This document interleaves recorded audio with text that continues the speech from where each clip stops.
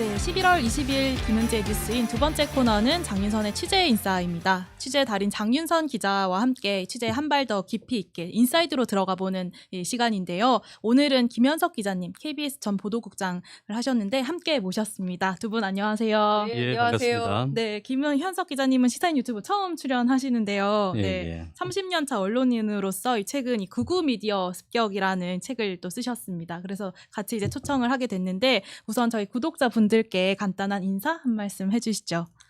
예, 이제 1주년이 다 돼가는데 지난해 12월 3일 비상계엄이 있었잖아요. 그걸 보면서 그거에 대한 평을 어떤 분이 구구 유튜버 중독이 만든 세계 최초의 내란 이런 평가가 있었잖아요. 그래서 야, 이제 미디어가 내란, 내전까지 길을 일으킬 정도로 우리 사회에 해악이 굉장히 심각하다라는 생각이 들어가지고 그때부터 열심히 준비를 좀 해서 구구 유튜버의 습격이라는 책을 내게 됐고요. 그 구구 유튜버 현상을 가지고 우리 저널리즘이 어떻게 하면 좀 제대로 된 길을 찾을 수 있을까에 대한 모색을 좀 함께하는 그런 책을 내게 됐고요. 책 내고 나서 이제 그런 내용들을 여러분들하고 많이 얘기를 하고 소통을 하고 싶어 나오게 됐고요. 초대해 주셔서 정말 고맙습니다. 아, 네, 감사합니다. 네, 이 책 그 저자 소개 보니까 그 저널리즘 토크쇼 제이를 또 출범하셨다고 하던데 그 체육 진행자분도 혹시 발탁을 하신 건가요? 그러면 어, 아니 저희 그 최근에 이제 추석 때 네. 그 진행한 언론 신뢰도 조사에서 그 되게 갑자기 급상승하셨거든요. 맞아요. 신뢰도에서. 맞아요. 네. 제가 사실 젊었을 때 미디어 비평이 반드시 필요하다고 생각을 했거든요. 네. 왜냐하면 저널리즘이 제자리를 차리려면 누군가가 그 방향을 계속 얘기해주는 이런 게 필요하잖아요. 그렇죠. 그래서 비평 프로그램이 꼭 있어야겠다.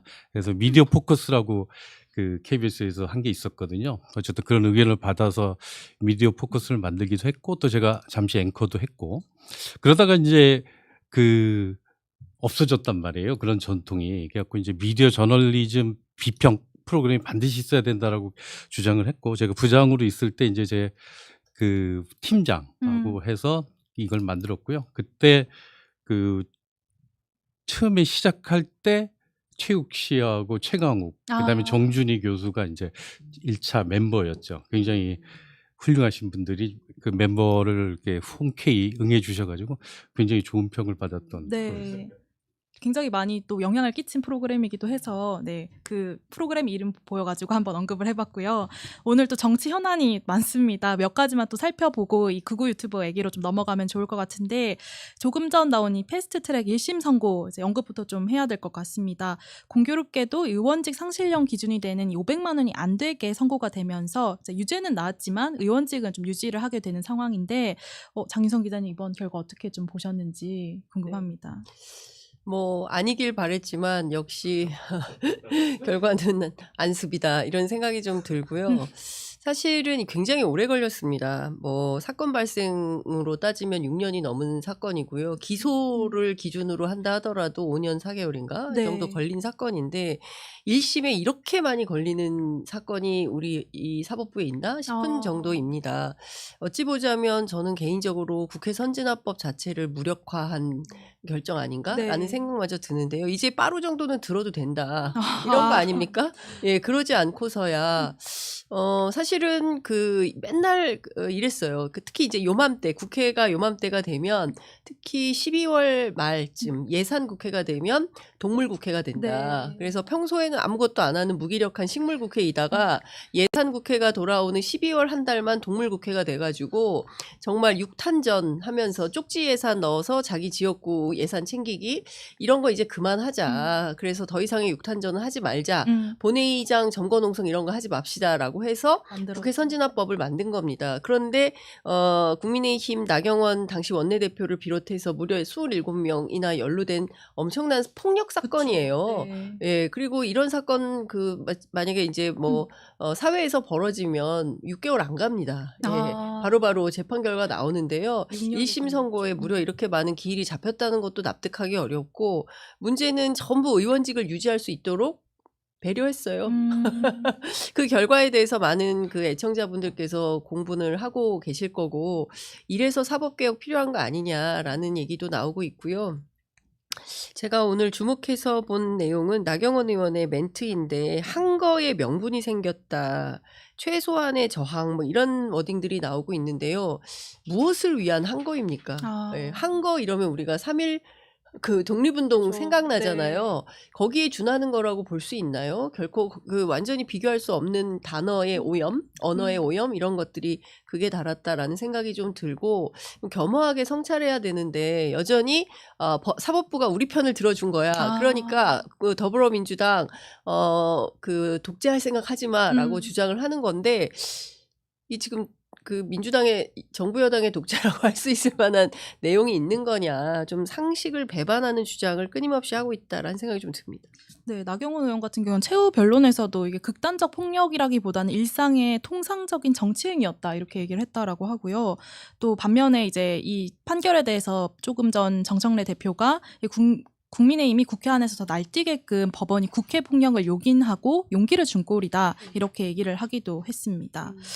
앞으로 그럼 좀 이 정치적 파장 얘기가 좀 계속 나올 것 같거든요. 근데 나경원 의원을 포함해서 국민의힘 6명 의원이 의원직 유지하게 됐는데 앞으로 좀 지방선거에는 어떻게 영향이 이뤄질지가 좀 관심이 있을 것 같습니다. 지방선거까지는 지금 뭐 내다보긴 좀 그럴 것 같고요. 당장 어쨌든 국회 안에서 검찰개혁 관련해서 또 이제 사법개혁 관련해서 민주당은 진도를 나가고자 하는데 본인들 스스로 사법부 족쇄가 풀렸다라고 판단을 하는 거니까 일단 검찰이 어떻게 할지 좀 지켜봐야 될 것 같아요. 네. 지난번에 항소 포기했다고 검사들이 집단 반발하지 않았습니까? 네. 이번에는 항소장을 제출할지 뭐 지켜봐야 될 것 같고요.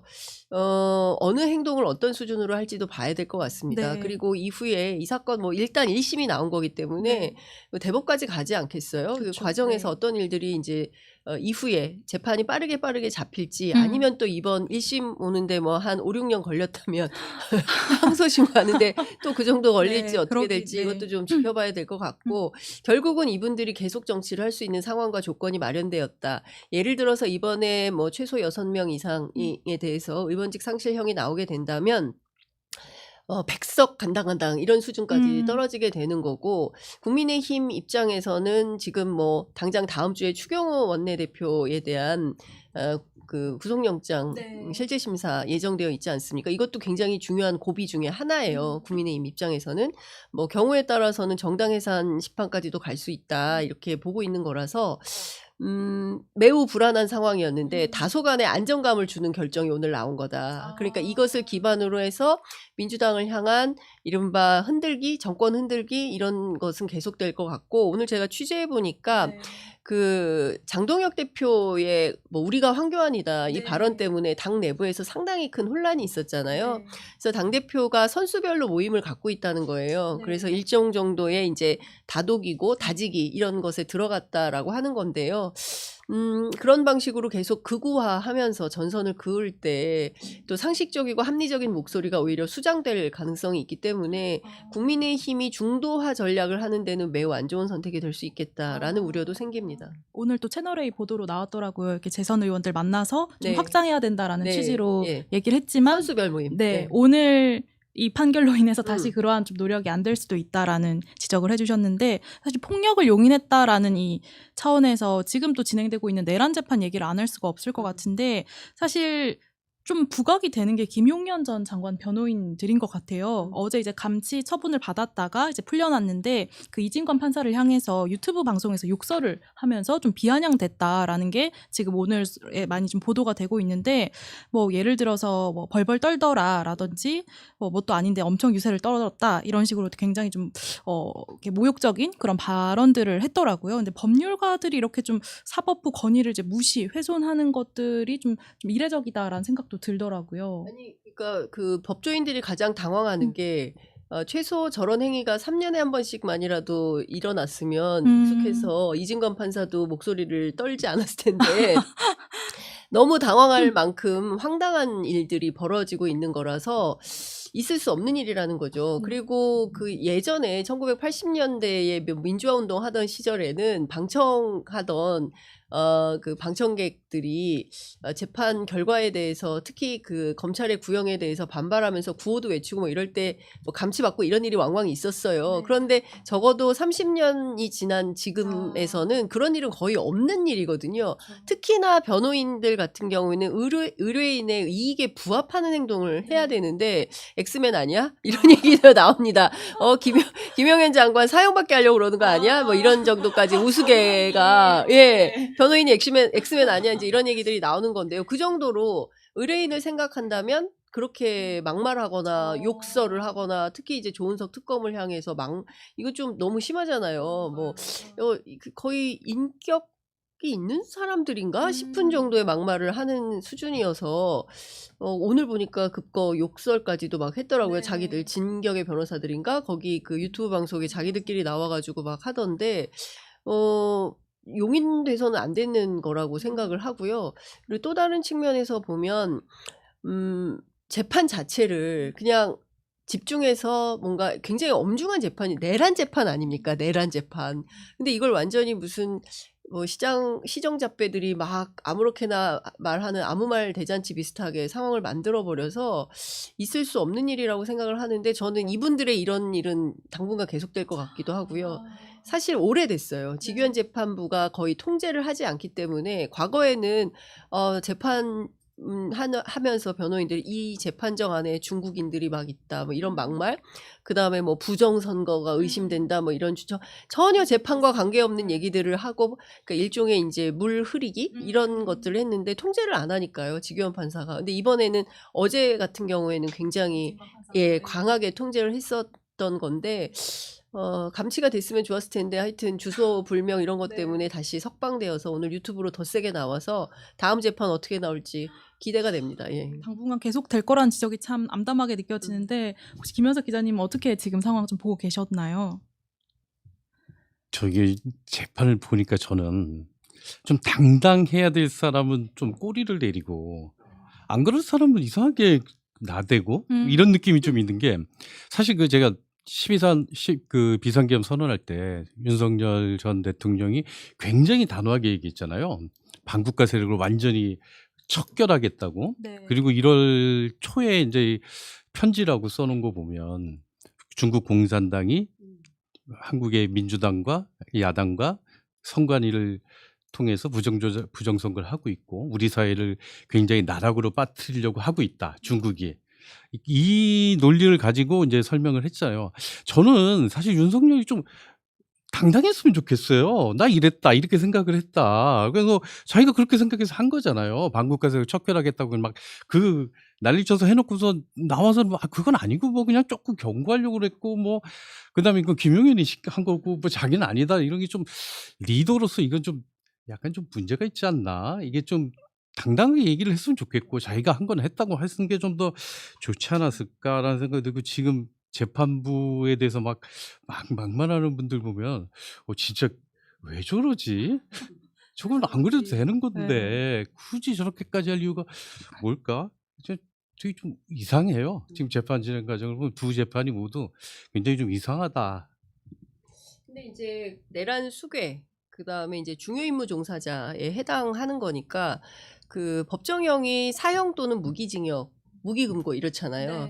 그러니까 이 사람들은 법률적으로 다퉈봐야 빨리 나오기가 어려운 거예요. 본인들에게 가장 빠른 패스트 트랙은 그야말로 정치 투쟁밖에 없다. 그러니까 이재명 정부에게 굉장히 악재가 생기거나 어려운 상황이 생기면 그때 본인들에게 기회가 올 수 있다라고 생각을 해서 본인들이 동원할 수 있는 가동한 인원들 저는 정치검찰 그죠? 저는 정치 판사도 있다고 봐야 되나라는 생각이 들 정도인데 그런 세력 규합을 통해서 법률 투쟁보다는 정치 투쟁이 훨씬 유리하다. 그래서 판을 뒤집어 엎어야 자기들에게 기회가 올 수 있다고 생각하니까 끊임없이 재판 과정에서 말도 안 되는 소리 주장하면서 그냥 계속 물을 흐리는 거예요. 그러니까 논점 이탈을 하는 게 훨씬 유리하다고 생각을 하는 거죠. 그러니까 이 재판이 무용하다고 생각하니까 나오지도 않고 계속 불출석하지 않았습니까? 특검 조사 불출석, 재판을 16번이나 불출석했어요. 내란 수괴 윤석열의 경우에는. 그러다가 이번에 이진관 재판장이 뭡니까 강제 구인하겠다고 하니까 그러니까 그때서야 어제 재판도 원래는 불출석 사유서 냈다가 부랴부랴 나온 거지 네. 않습니까? 나와서 한다는 태도가 어제 여러분들 재판 다 보셨겠지만 너무나 거만하잖아요. 아니 답변하지 않겠습니다. 아니 1년 전에 일을 어떻게 기억을 합니까? 뭐 과학적으로 좀 하든가 뭐 이렇게 완전히 무슨 특검 검사들을 향해서 조롱하고 막 웃지 않습니까? 이게 지금 이게 만약에 비상계엄이 성공했더라면 윤석열이 계획했던 바대로 외환이 실제로 성공했다고 한다면 예를 들어서 북한이 네. 그 여인형 수첩대로 예를 들어서 평양에 두 곳 핵시설 그리고 원산의 외국인 관광시설 이런 데를 타격해서 북한이 도저히 참을 수 없는 체면상 도저히 반격하지 않으면 안 되는 곳에 타격을 해서 네. 그에 상응하는 조치가 있으면 전쟁이 나는 거고요. 예를 들어서 핵시설을 타격했을 때 그거는 3차 대전 나는 겁니다. 근데 그것도 그러니까 이 사람들이 노아의 방주 이런 얘기를 했었던 거예요. 그런 걸 생각하면 정말 그 국회대로 12월 3일 뭐 다다음 주지만 그 밤에 뛰쳐나온 시민들 어떻게 됐겠어요? 그야말로 피바다가 되는 겁니다. 근데 그런 거는 뭐 아무 생각이 없는 거예요. 그러면서 뭐 누구 하나 죽거나 다쳤냐, 뭐 무슨 계엄이냐, 계몽령이다 이런 주장을 하면서 자기들의 잘못을 최소화하면서 물타기로 대충 했다 치고 넘어가 이런 주장을 하는 건데 묵과할 수 없는 일이라고 생각합니다. 사실 좀 답답한 게, 그러니까 그 어떤 법률 차원의 이야기가 있는가 하면 지금 정치 투쟁에 또 기름을 붓는 게 이 제도권 정치 안에서 지금 또 같이 이렇게 규합을 해서 하는 부분들이 있잖아요. 아까 이제 나경원 의원 얘기가 잠깐 나오기도 했는데 최근에도 윤호개인 세력까지 뭐 내칠 필요가 있냐 이런 이야기를 또 라디오 방송에서 하고 또 최근에 또 주목을 받았던 게 오늘 극우 미디어랑도 좀 관련된 주제여가지고요.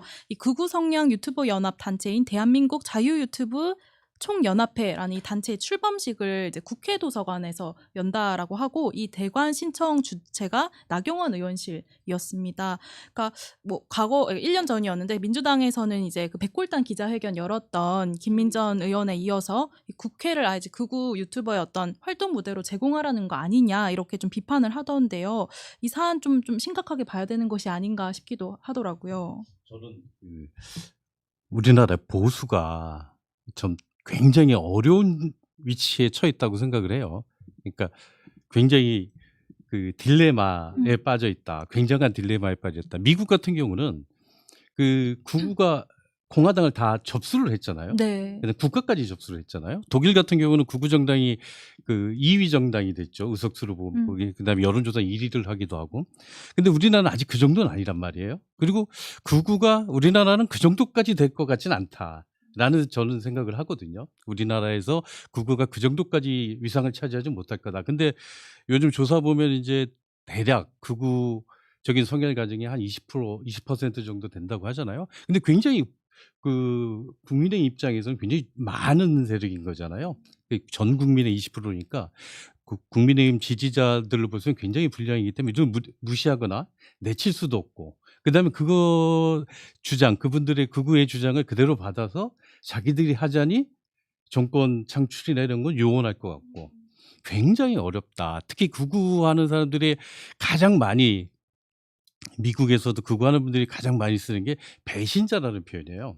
자기 생각이라도 조금이라도 거부하는 사람은 배신자로 낙인 찍어서 굉장히 호되게 합니다. 그러니까 예를 들어서 우리로 보면 이제 한동훈이라든가 뭐 이런 거겠죠. 배신자론 유승민이 예전부터 시작을 했던 거고, 굉장히 그래서 지금 보면은 그 국힘이 이 보수적인 정치성 그래도 유지하려는 일부 세력이 있잖아요. 그분들과 극우적인 성향과 화합하기 굉장히 어렵다. 굉장히 어렵다. 근데 이제 그 지난번 대표 선거에서도 봤지만 어쨌든 극우 세력이 굉장히 격앙돼 있고 그다음에 윤석열 계엄 이후로 굉장히 세를 넓히고 있기 때문에 이분들의 의견을 무시해서는 당대표도 될 수 없는 상황이잖아요. 하지만 대선에서는 또 완전히 이분들의 뜻대로 할 수도 없고 그렇다고 무시할 수도 없고 굉장히 딜레마에 빠졌다라고 저는 생각을 해요. 장동혁 대표가 뭐 우리가 한동안 그 황비안이다라고 얘기했던 것부터 해서 또 이쪽 가서 아니다, 우리 보수 이게 중도층을 지향한다 이렇게 얘기하는 게 굉장히 어려운 상황이고, 보수 세력이 어떻게 이 극우의 극우의 습격의 가장 큰 지금 타격과 피해는 보수 세력이 보고 있다. 저는 생각을 하거든요. 보수가 어떻게 이걸 헤쳐나갈지 이거에 대해서는 저는 굉장히 왜냐하면 또 이재명 후보가 그때 대선 때 우리 중도라고 또 얘기를 하고 보수라고 또 얘기를 했잖아요. 중도 보수라고. 그러니까 진보 세력조차도 중도 보수에게 이게 어쨌든 세력을 확장하려고 하고 있고 그다음에 극우 세력은 또 극우 세력대로 하고 있고 우리나라 보수가 굉장히 어렵다. 그래서 지방선거에서도 이 보수가 어떻게 할지 이거를 보는 게 저는 포인트 중에 하나가 될 거다라고 생각을 합니다. 미디어 습격의 결과가 이제 다름 아니라 보수에 가장 치명적인 결과를 안길 수 있다라는 지적. 저는 그렇게 예. 생각을 해요. 예전에 유럽이나 미국 같은 경우는 그 보수 정당과 진보 정당의 양당제가 이렇게 굳건하게 유지가 됐잖아요. 이제 극우가 부상을 하면서 이게 좀 깨져버리잖아요. 근데 우리나라도 깨질 수 있다. 그랬을 때 특히나 지금 우리나라에서는 타격을 만들고 있는 게 보수다. 보수 정당, 국민의힘이다. 그래서 이게 어떻게 갈지 좀 완전히 분열이 될지 아니면 그 극우를 습격을 좀 물리치고 건전 보수를 유지할 수 있을지 아니면 완전히 극우화될지 이게 저는 이제 갈림길이다. 특히나 지방선거 총선을 통해서 일정 정도 방향이 잡힐 거다. 저는 그렇게 보고 있습니다. 일종의 이제 정체성의 혼란. 나는 극우는 아닌데 민주당 지지자는 아니고 운동권 싫고 정체성은 사실상 보수야. 근데 나 어디로 가야 되지? 이제 이런 분들이 있어요. 그래서 지난 대선 때 윤석열 옹호하는 정치 집단에 도저히 표를 줄 수 없어서 이번에는 이재명 후보 지지했어요. 대표적으로 우리가 알고 있는 사람이 이제 조갑재 대표 같은 분인 거죠. 예. 이제 이런 분들이 사실은 정체성의 혼란이 생기고 뭐 도저히 국민의힘은 지지할 수 없는 사람들이 점점 생기는 거죠. 그러니까 저는 그게 일종의 보수 중도 보수 세력들이 더불어민주당 쪽으로 한 걸음 더 오게 되는 계기가 이제 이재명 대표에 그렇지만 여전히 민주당에 대해서는 지지하기는 어려운 이런 분들이 있다. 그러니까 그래서 특히 이제 영남권 특히 이제 PK 지역에서는 TK도 마찬가지고 비민주 그러니까 민주당은 아니지만 또 국민의힘도 아닌 좀 새로운 대안 세력이 있었으면 좋겠다. 이제 이런 얘기들을 하는데 아직까지 그것이 정확하게 형성은 안 되는 것 같고 좀 그런 것 같습니다. 제가 또 시사인 오기 전에 그냥 올 수 없어서 취재를 했는데 그 국민의힘의 조용술 대변인이 이제 이런 얘기를 했어요. 최근에 엄태영 의원이 그 재창당 수준의 좀 당을 새롭게 해야 된다. 당명도 바꾸고 뭔가 좀 새로운 기운을 불어넣어야 된다. 이제 이런 주장을 의원들 단톡방에서 했는데요. 그 부분에 대해서 지도부는 어떻게 생각하는 거냐라고 물어보니까 틀린 말 아니다. 국민들의 요구가 있지 않냐. 특히 구체적으로 누구를 지목해서 어떻게 해라라고 요구한 것은 아니기 때문에 우리로서는 너무 좋다. 원론적으로 당의 체질을 바꾸자는 소리니까 나쁜 말도 아니다. 이제 이런 얘기를 하는 거예요. 이도 저도 아닌 느낌이네요. 예, 그러면서 어쨌든 외연 확장을 하는 것은 자기들에게 필요한 일이고 앞서 말씀드린 대로 다선 의원들, 재선 의원들 계속 자리 잡아서 장동혁 대표가 설명하고 있다. 그래서 12월 안에 어떤 본인의 움직임에 대한 진정성을 의원들로부터 인정받을 수 있을 거라고 생각을 한다. 그리고 본인들은 왼쪽, 오른쪽 다 양쪽으로 외연 확장을 할 계획이다. 호남도 계속 간다. 매달 한 번씩 광주에 갈 거다. 뭐 이런 얘기를 해요. 지난번에 가서 자켓에 단추도 뜯기고 그랬는데 계란을 맞든지 밀가루가 뒤집어 쓰든지 해도 가겠다. 가서 그게 무슨 의미가 있냐라고 했더니 광주에도 호남에도 민주당 대신에 국민의힘을 지지 응원하는 분들이 있다. 그래서 그분들한테 진정성을 인정받는 게 중요하다. 뭐 이제 이런 얘기를 해요. 대체로 공감이 안 가는 거예요. 이런 주장들에 대해서.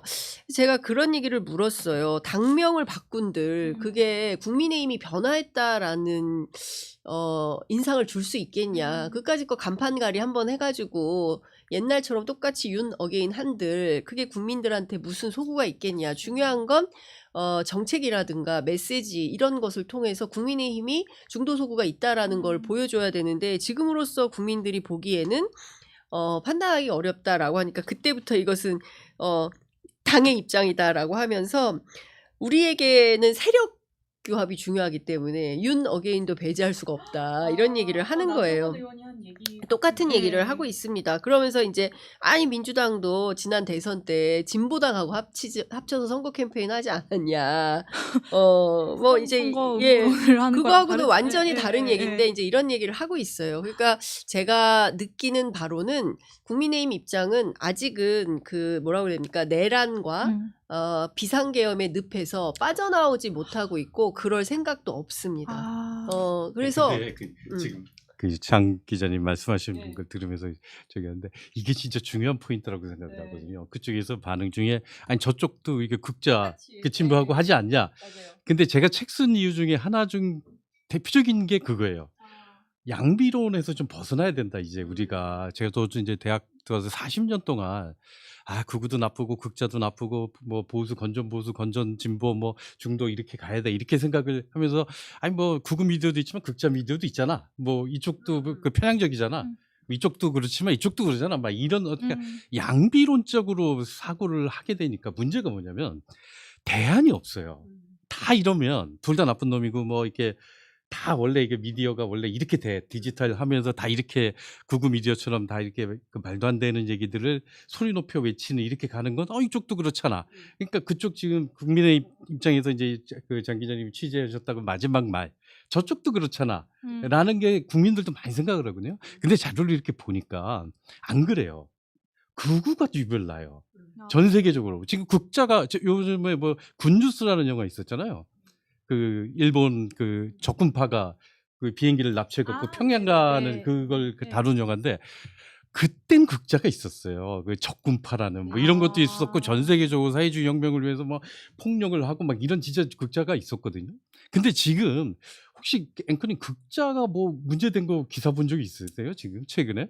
최근에는 극우가 더 이제 많은 사람들의 없어요. 관심을 받고 그러니까 있죠. 극자는 그 사회주의 몰락 이후 극자라고 할 만한 사람들이 굉장히 없어요. 물론 그런 신념을 아직도 가지고 유지하고 있는 분이 있겠지만 대체적으로 봤을 때 극자가 어떤 그 사회적인 무리를 일으키거나 나쁜 짓을 하거나 이런 것들에 대한 게 별로 없어요. 그리고 진보적인 이념에 충실하신 분들은 대부분이 그 사회의 보편적인 복지 문제라든가 인권 문제 이런 거에 대해서 집중을 하지 저렇게 하지 않거든요. 그러니까 그리고 미디어도 이 극우 미디어가 지금 독특한 그 문화를 가지고 지금 하고 있다. 네. 특히나 우리가 탈진실이라고 얘기하잖아요. 사실보다는 자기 이념 또는 감정이 더 중요하게 여론에 미치는 현상 이런 걸 이제 탈진실이라고 하거든요. 그러니까 사실에 맞는 게 중요한 게 아니라 내 진영에 맞고 내 기분에 맞는 거, 내가 좋게 느끼는 게 진실로 느끼는 것. 그게 이제 탈진실인데 이 탈진실 현상이 극단적으로 나타나는 게 극우 미디어 생태계다.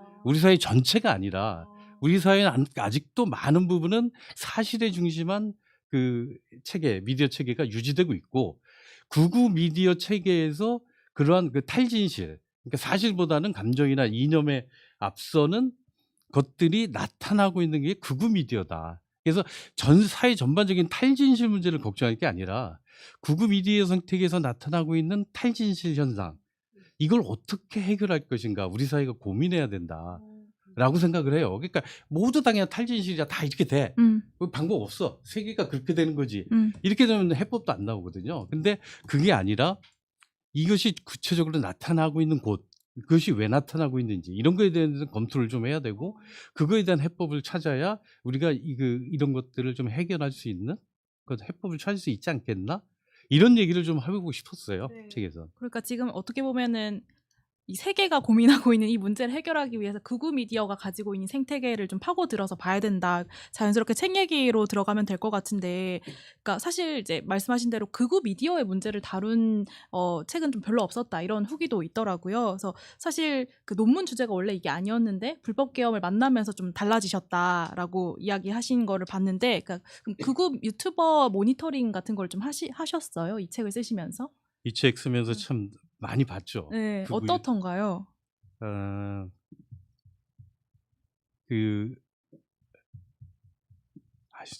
좀 점잖아야 되니까 좀 되게 점잖은 사람이거든요. 그래서 뭐 이렇게 막 감정 한번 이게 네. 다스리고 네. 감정을 좀 다스리고 진짜 열심히들 해요.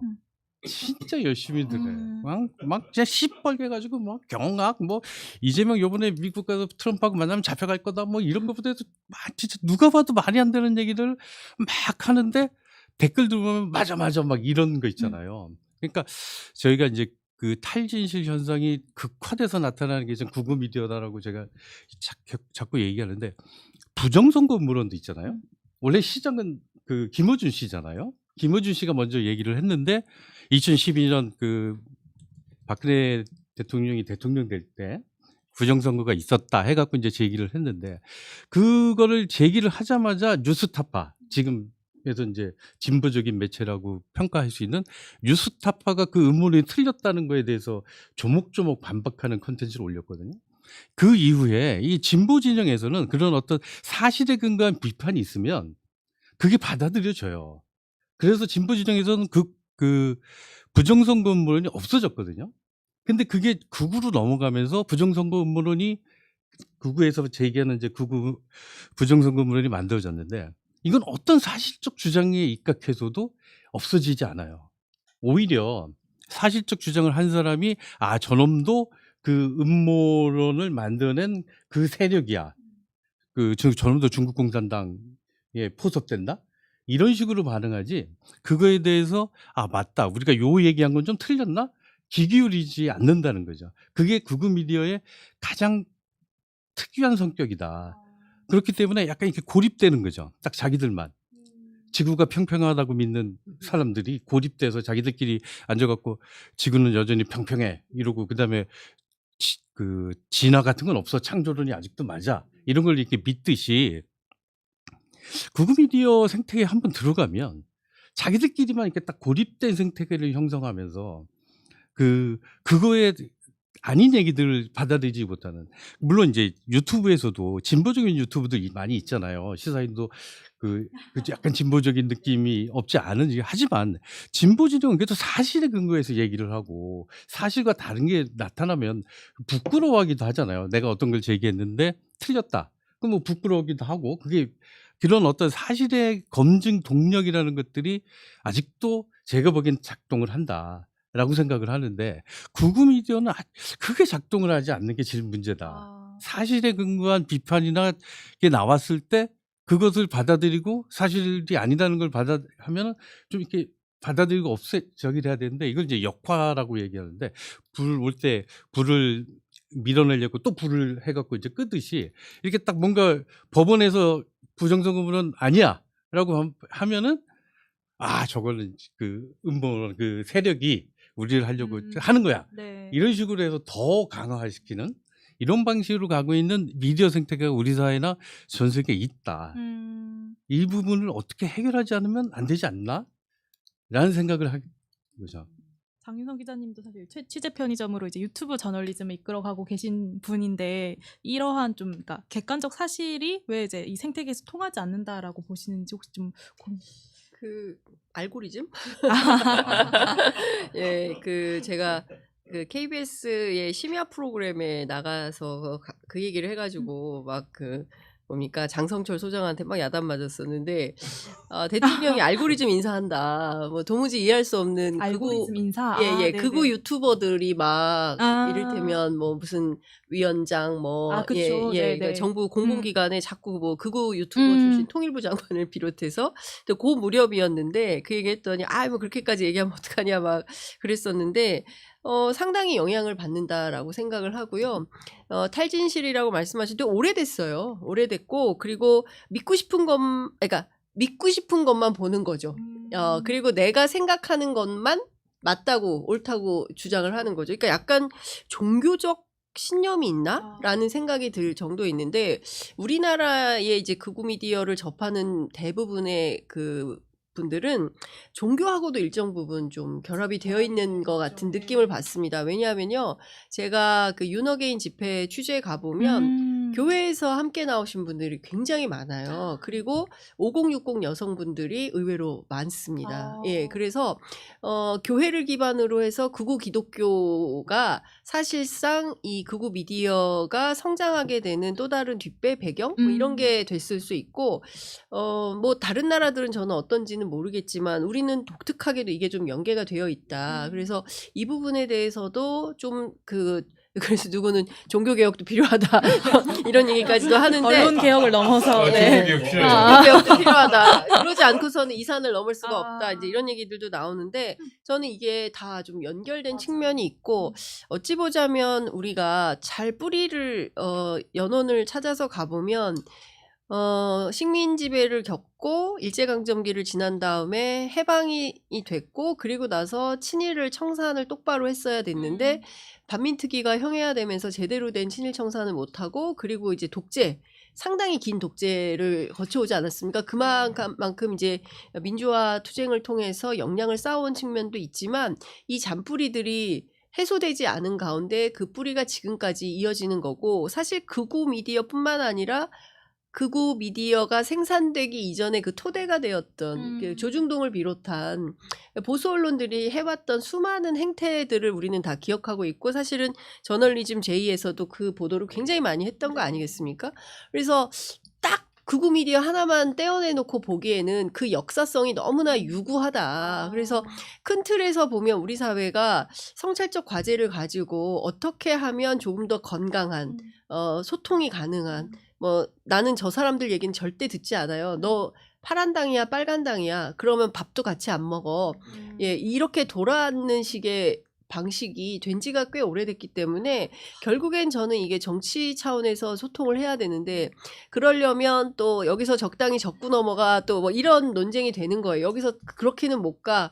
그래서 사실은 참 어렵지만 지난 12.3 비상계엄 이후에 응원봉을 들고 나온 2030 청년 세대를 비롯해서 많은 국민들이 내란만큼은 우리가 용납할 수가 없다는데 대중적 합의가 됐어요.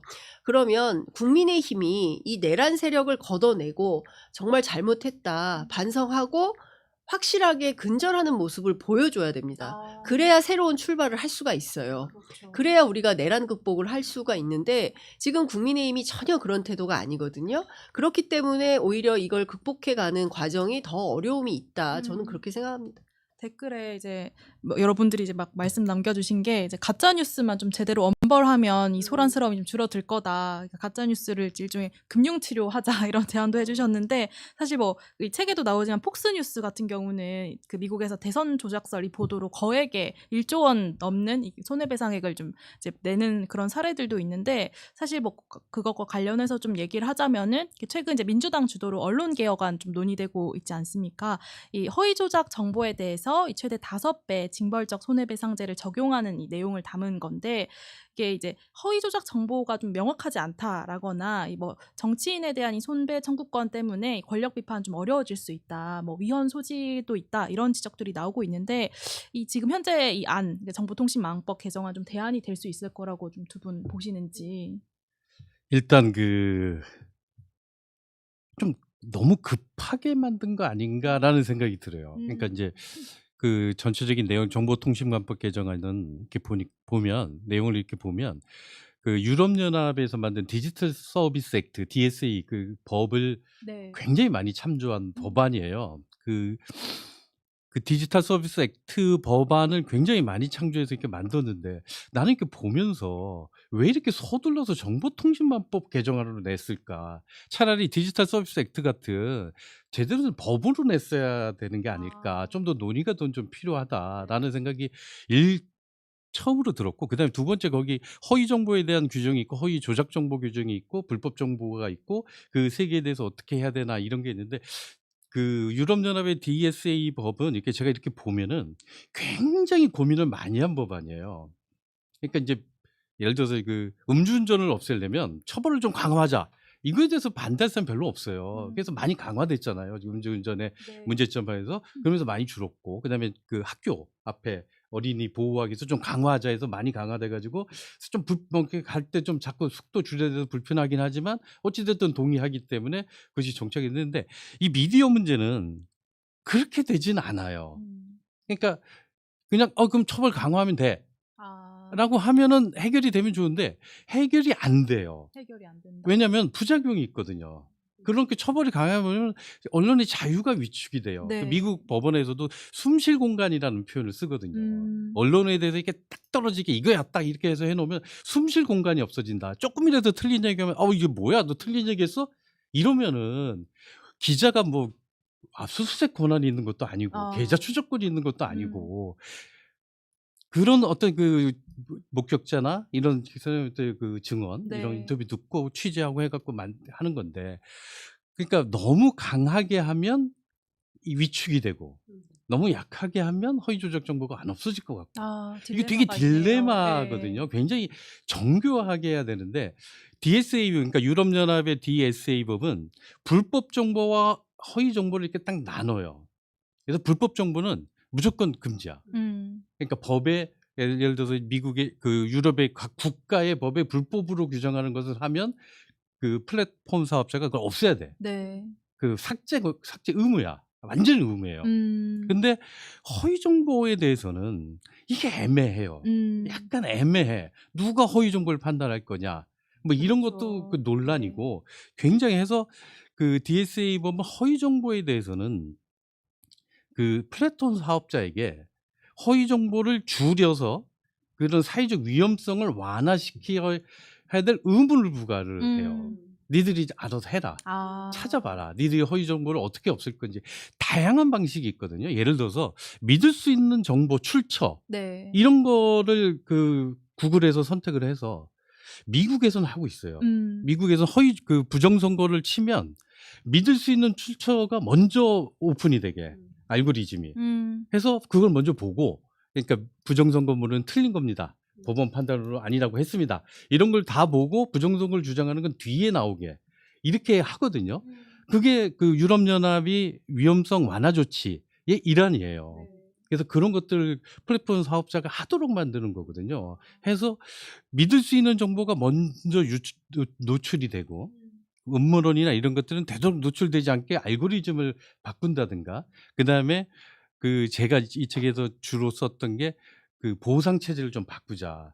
그러니까 조회수 중심으로만 하면 그냥 음모론 소리 높이 외치는 게 훨씬 더 유리해요. 정말 취재 열심히 해 갖고 하는 거는 재미없거든요. 정말 취재 열심히 해도 사회에 의미 있는 거 취재해도 조회수에서는 별로 그렇게 높지가 않아요. 목소리 크고 막 뼈 아프네요. 경악 이런 게 더 그 조회수가 많이 나오기 때문에 그거를 좀 바꿀 수 있는 방법 없을까? 그러니까 아까 믿을 수 있는 출처처럼 뭔가 그 신뢰할 수 있는 출처에 대한 가중치 알고리즘을 좀 더 많이 할 수 있고 그다음에 보상도 좀 많이 해주 이런 것들을 플랫폼 사업자가 하도록 만드는 것 이런 것들이 허위 정보를 없애는 데는 난 좀 더 유력한 방식이 아닌가.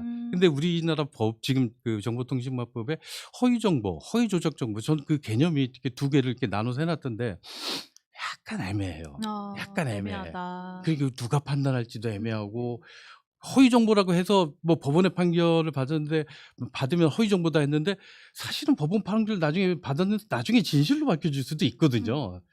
허위 그 법원이라는 거는 어떤 얘기를 했는데 이것이 증거를 못 대면 틀리다고 판정할 수밖에 없거든요. 근데 그게 증거를 못 댈 뿐이지 진실일 수도 있단 말이에요. 그러니까 허위 정보라고 판단하는 것도 굉장히 어렵고 그걸 불법으로 처벌한다는 것도 굉장히 어렵고 네. 그래서 지금 이제 문제 제기가 되고 있는 건 허위 정보하고 허위 조작 정보를 정확하게 개념 정의가 되냐.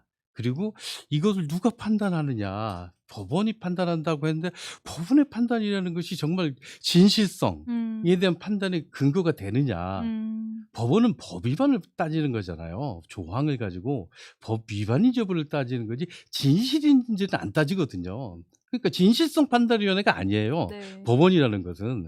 근데 진실성 그러니까 사실이라는 거를 법원에다 맡기는 게 맞는지에 대해서도 좀 더 그래서 제가 지금 말씀드리고 싶은 거는 좀 더 논의를 좀 하자. 네. 이게 우리가 허위 조작 정보를 없애야 된다는 점 100% 동감하고 급하다. 동감해요. 급하다. 정말 급하다. 그럴 급하고 없애야 된다는 건 100% 동감하니까 빨리 좀 논의장을 좀 만들어 보자. 네. 허위 조작 정보가 뭔지에 대해서도 좀 더 고민해 보고 그다음에 그걸 없애려면 어떻게 해야 될지에 대해서도 좀 시급하게 논의를 좀 해서 제대로 된 법, 제대로 된 디지털 서비스 액트 같은 DSA 같은 그런 법안을 좀 만들어냈으면 좋겠다. 네. 라는 생각을 합니다. 그러니까 예를 들어서 뭐 김현지 부속실장과 관련된 가짜 뉴스들이 엄청나게 많잖아요. 네. 근데 그 평범한 시민들이 보기에도 낯뜨거운 정도 수준이에요. 근데 그게 플랜카드에도 막 걸려 현수막도 막 있고, 예, 현수막도 걸리더라고요. 걸려 네. 있고, 그리고 또 유튜브 열어보니까 유사한 또 내용이 나와요. 그러면 사람들은 이걸 진실로 믿는 겁니다.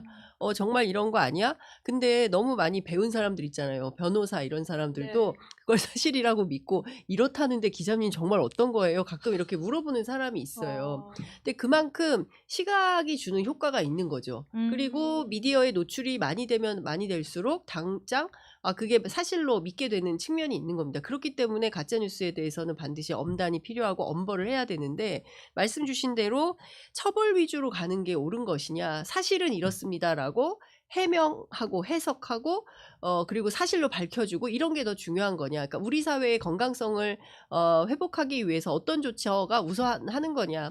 사실 그 양당의 지지자들 같은 경우에는 이거 금융치료가 필요하다. 세게 혼내줘서 네. 망하게 해야 된다. 그렇게 가짜뉴스 하는 유튜버들 음. 완전히 망하게 해야 된다. 그래서 다시는 빛도 못 보게 해야 된다. 이런 심리가 있는 걸로 알아요. 실제로 그런 마음이 들죠. 그리고 당사자 같은 경우에는 더욱더 특히 이재명 대통령에 대한 가짜뉴스도 엄청나게 많았잖아요. 네. 그렇기 때문에 그 부분에 대해서는 더 격한 감정을 갖게 되는데 말씀하신 대로 저는 감정은 좀 누그러뜨리고 네. 우리 사회뿐만 아니죠. 전 세계가 앓고 있는 이 가짜뉴스의 함정에서 빠져나오기 위해서는 실제로는 미디어 역할이 굉장히 중요한 겁니다. 그래서 그런 얘기를 해요. 야, 카톡창 그만 보고 뭐 이런 거예요. 야, CNN에 보면 뭐 부산항에 뭐가 들어와 가지고 우리가 곧 전쟁이 난다는데 이거 어떻게 되는 거야? 막 이런 얘기를 해요. 그런 사람들한테 얘기하죠. CNN 보지 말고 JTBC, MBC 먼저 봐. 한글로 먼저 읽어. 네. 그리고 부족하면 그때 CNN 봐. 이제 이런 건데 가짜 뉴스가 상당히 신뢰도가 있는 언론을 인용해서 하는 거예요. 근데 CNN이 그런 거 보도했을까요? 안 했어요. 그렇잖아요. 부산항에 무슨 전쟁이 납니까? 황당무계한 소리를 하는데 마치 그게 네. CNN에서 이런 게 나왔대. 근데 이분들이 CNN을 검색할 시간은 없거든요. 그러니까 그걸 사실로 믿는 거예요. 권위를 그렇습니다. 이용해서. 예, 네. 그래서 저는 이런 것들에 대해서 걸러내는 노력이 사실은 우리 기성 언론들의 노력이 굉장히 중요하다. 보고 싶고 볼 수 있고 적극적으로 시청자들과 만날 수 있는 그 환경을 많이 만들어야 된다라는 생각이 좀 드는데 우리 기성 언론도 어쨌든 아주 드라이하게 스트레이트 보도를 하고 있기 때문에 시청자들은 현실적으로. 네. 그렇게 많이 접하기는 어렵다. 그리고 자극적인 제목에 충격, 아. 속보 막 이런 거에 네. 사람들이 현혹되잖아요. 그래서 그런 것들을 걸러내는 노력도 필요하고 저는 유튜브로 우리나라 사람들이 뉴스 특히 정치 뉴스를 접하는 비율이 60%인가를 넘는 걸로 굉장히 알고 있어요. 높다고 굉장히 하더라고요. 높다고 알고 예. 있는데 그렇기 때문에 더욱더 유튜브가 이런 그 이를테면은 뭐 이제 조회수만 높다고 하는 것이 아니라 다양한 체계를 좀 넣어서 이렇게 의미 있고 그리고 너무나 심하게 가짜 뉴스를 내는 매체들에 대해서는 유튜브가 걸러내고 알고리즘에 걸리지 않도록 하고 이런 게 좀 필요하지 않나라는 생각이 좀 듭니다. 근데 그게 그 지금 정보통신망법 개정안에 보면 사실 그게 제가 이제 좀 약간 비판적으로 접근을 했지만 그 좋은 내용 많아요. 지금 장유선 기자님 말씀하신 팩트 체크에 대해서 굉장히 많이 넣어놨어요. 팩트 체크를 지원하고 팩트 체크된 내용들이 그러니까 가짜 뉴스, 허위 조작 정보죠. 허위 조작 정보를 없애기에도 지원하기 위한 다양한 방식이 또 많이 들어가 있어요. 그래서 저는 이걸 조금만 더 그러니까 앞부분 그러니까 허위 정보와 허위 조작 정보에 대한 개념 정의 이걸 어떻게 할지 그 표현의 자유 문제와 그 제재 이 문제 어떻게 사실 미국 구구 유튜브 보면 정말 저를 1조 3천억 받았거든요. 폭스뉴스가. 근데 그때 그 법원에 제출된 증거가 뭐가 있었냐면요. 부정선거물을 막 얘기를 했는데 앵커하고 보도국장하고 사장하고 카톡을 한 거 이렇게 그 메일을 기사를 보면 저 새끼들 거짓말이야. 부정선거물은 말도 안 돼. 지들끼리 막 그런 그 대화가 나와요. 그러니까 폭스뉴스 회장도 그러니까 그도 그렇고 다 이게 아닌 거 알아. 아닌 거 알아. 근데 왜 했냐면 시청률 때문에 한 거예요.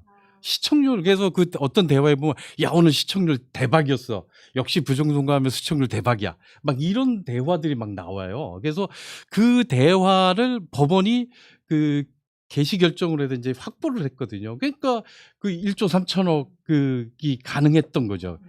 근데 이게 우리나라에서도 그거를 그러니까 미국 기준으로는 명백하고 확실한 증거에 의해서 증명을 해야 그 징벌적 손해배상이 가능하거든요. 명백하고 확실한 증거를 제시해야 돼요. 추정이 없어요. 명백하고 확실한 증거를 통해서 그 언론사가 고의 또는 중대한 과실로 이걸 보도했다는 걸 증명을 해야 돼요. 근데 우리나라는 그게 불가능하고 힘들다는 걸 특히나 민사재판에서 그러기 때문에 이번에 추정 조항을 넣었더라고요. 이러면 그럴 것으로 추정하자라고 하는데 나는 이건 좀 위험하지 않나. 추정하는 건 명백한 증거도 없를 가지고 하는 게 더 그리고 여러 개 하는 게 아니라 액수를 더 높여서 정말 문 닫을 정도로 세게 하더라도 좀 확실한 경우만에 하나의 걸 완전히 본보기로 우리나라에서는 이렇게 벌칙금이 되게 낮은데 미국은 굉장히 세지만 많이 단속은 안 한다고 하잖아요. 그래서 한 번 걸렸을 때 딱 크게 하면은 안 하는 효과가 분명히 있으니까 좀 과징금 액수를 굉장히 높여서 정말 일벌백계 하더라도 너무 지나치게 많은 걸 다 하려고 하지 말고 그거는 이제 팩트 체크나 이런 걸 통해서 가짜뉴스가 정화되는 체제를 만드는 것이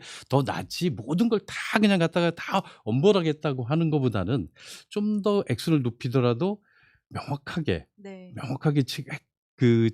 증명된 것만 명확하게 강하게 처벌하는 게 더 낫지 않을까라는 저는 생각을 하는 거죠. 네, 그러니까 정보통신망법 개정안 관련해서 더 많은 좀 논의가 필요하다라는 생각이 들고 또 오늘 행안위에서 이 혐오 차별 내용이 담긴 정당 현수막을 제한하는 법안을 민주당 주도로 처리했다라는 속보도 함께 전해드립니다.